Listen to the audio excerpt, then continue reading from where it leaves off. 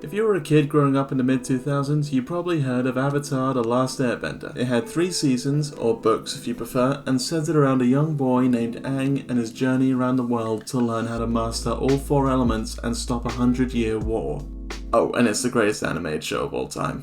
Yeah, that's right, I'll say it, I don't give a fuck, I'll take you all on. Batman, kick rocks. Adventure Time, away with you. X-Men, sit down. You're all garbage.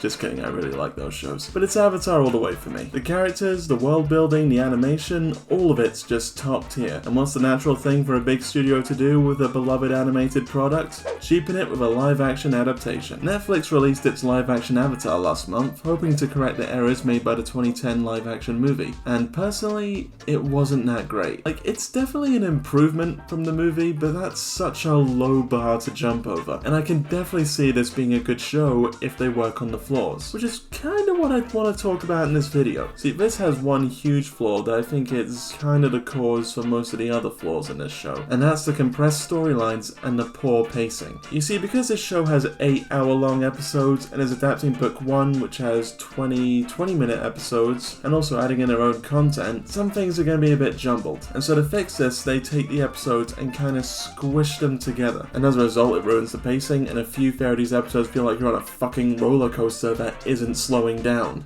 And I know some of you will be saying that the dialogue is the show's biggest flaw, and yeah, it is a huge flaw, but I'd argue that half the reason it's so bad is because of the poor pacing. The dialogue is mostly just exposition and people just speaking their thoughts out loud, instead of using subtext or even just the actors' facial expressions. Seeing Aang feeling the weight of responsibility from being the Avatar is 100 times more impactful than him just saying it out loud. But the show doesn't give the characters time to have those kind of moments, because we gotta move on to the next scene. And so instead you get this rough dialogue that just gives you the necessary plot information and doesn't allow you to connect with the characters. The first episode of the live action show is basically the first 3 episodes of the animated show put into one, along with a prelude to how the war started, Aang being told he's the Avatar, running away and getting caught in a storm, and then the air nomads being wiped out. Basically, there's a lot, and the pacing really suffers as a result. We don't have time to properly connect with what's going on. This scene here hits harder in the animated show because we've had time to get to know Aang, and to see him this hurt by what's happened to his people is really sad. We've seen him properly connect with Sokka and Katara, so when Katara promises to stay by his side no matter what, it hits hard. While in the live action show, we don't really get to know Aang all that well, besides his poorly written monologue about himself. I know who I am.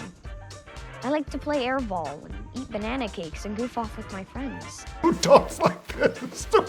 And even though we see the destruction of the air nomads, outside of looking cool, it just feels empty. Because we don't know these people. We haven't had any time to be invested in anyone. And then we have no time for Aang to get to know Katara and Sokka, so this scene just feels unearned. Overall, I feel nothing. These compressed storylines really rob the whole show of its impact. These beats don't hit as hard because there's no proper build up to them. In fact, I'd say the worst casualty of these compressed storylines is the Omashu episodes. In these 2 episodes, we have 3 storylines fused together. We have the King Bumi storyline, the Jet storyline, and the Mechanist storyline. And it ends up just being a huge mess. I hated everything to do with Omashu. Putting Bumi and the Mechanist together honestly makes no sense to me. Primarily because it ruins Bumi's character. The animated version is a mad genius who teaches Aang to think outside the box and keeps his identity hidden until the very end. He also doesn't fight the Fire Nation, going for more of a neutral stance towards them, because he knows that he'll lose that fight. And so he lets the Fire Nation invade Omashu and waits for the right time to properly strike back, which in the end works. While the live action version is just a cynical asshole who reveals his identity almost immediately and wants to either kill Aang or let Aang kill him. He's neutral not because he's waiting for the right time to strike, but because he has no hope. Then he's the one who learns the lesson instead of Aang, and he decides to fight the Fire Nation.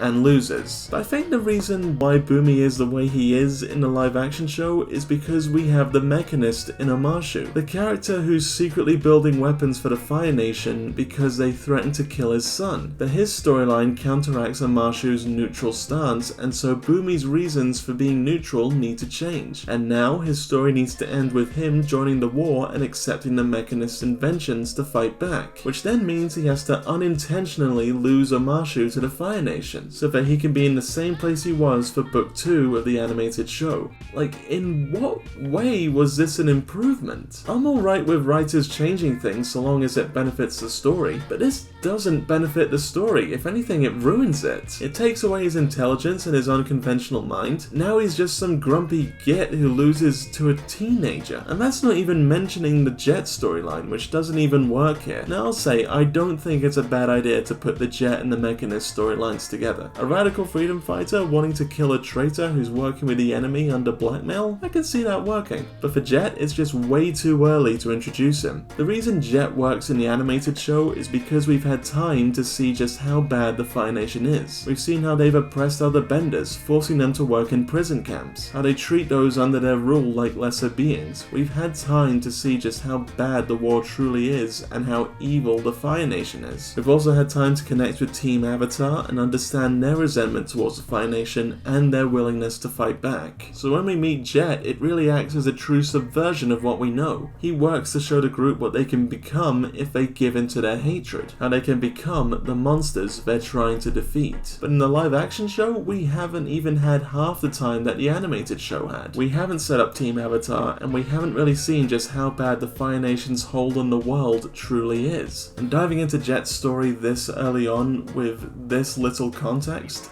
it just doesn't work. And it's only Katara who's impacted by Jet, while in the animated show, he affects all three of the team. It just doesn't have the same impact that the animated show did. So yeah, all three of these storylines just don't blend together. Oh, wait, no, I'm lying to you. There's a fourth storyline crammed in here, the Cave of Two Lovers, which Sokka and Katara go through to try and save Aang, which was a pretty good episode for Aang and Katara's relationship, but here it's just Sokka and Katara. And it's not love that shows them the way out, it's the Badger Moles, which I know that's how Sokka got out the cave, but Aang and Katara relying on love really did a lot for their relationship. But here I guess the two lovers were just fucking idiots. But you see what I mean? With all of these compressed stories, everything just feels rushed and half-baked. And it's not even stuff that's part of the animated show. The writers also add in their own original story points into the show. Now I'll admit, some of this isn't bad. I actually like the scenes with Ozai and Azula. I think it added more to both characters, with Ozai trying to pit his kids against each other, showing how neither of his kids really matter to him, and it probably gives insight into his relationship with his own brother,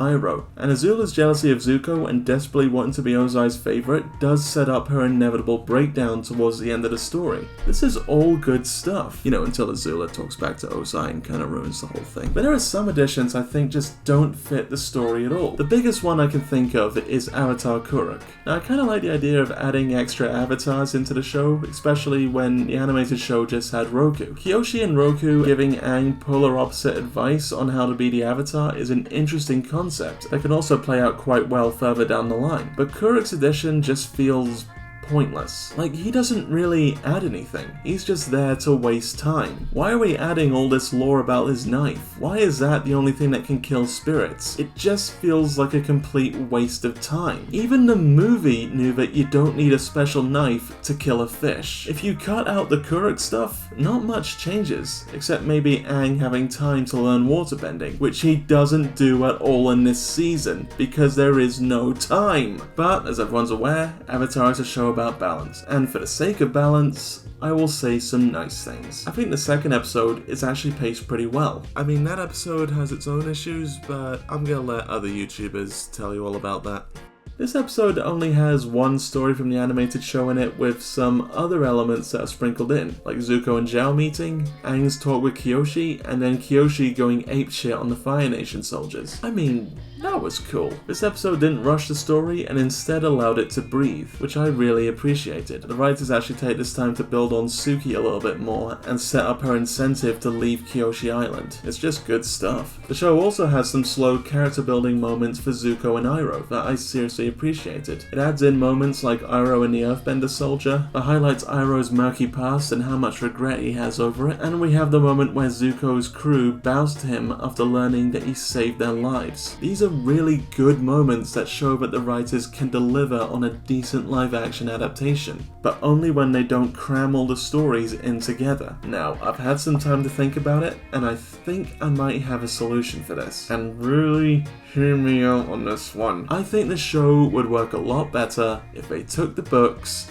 and split them into 2 seasons each. What did he say? Which I know sounds a bit crazy, and it probably won't even happen because the writers already have a map on how the show's gonna pan out, but I think this is the only way you can have your big fan favorite moments, character development, and huge scale conflict at the same time. It would at least give these storylines a bit more room to breathe, while at the moment they just feel squashed together. And given all the big moments that happen in book 2, I genuinely can't see them making a satisfying adaptation with just 8 episodes. Like, you could have season 2 end with Appa being captured and everyone going to Ba Sing Se, season 3 being the fall of Ba Sing Se, season 4 being the Day of Black Sun, and season 5 being the big finale to the whole show with Sozin's Comet. This would definitely give us more time to connect with these characters and get to know this world a lot better, and those big finales would hit a lot harder, while in this season, the big finale doesn't hit that hard. And some of you will be saying, but that'll mean that Aang will be a lot older by the time he faces Ozai. I'm okay with that. I don't mind if Aang's in his early 20s when he fights Ozai. So long as I can connect with the character, I do not care about his age. Overall, I think there is a good show somewhere in this live action adaptation, but I think the pacing issue is really going to cost it dearly. We've seen what happens when a fantasy show rushes to the ending, and it doesn't work. So yeah, the show is just okay. It needs to slow down. Hey everyone, thank you for watching. I hope you enjoyed the video, and if you did, please leave me a like, leave a comment on what you thought about the new Avatar show, and if you want to see more videos, then please feel free to subscribe to the channel. I hope to see you for the next video. Have a good day.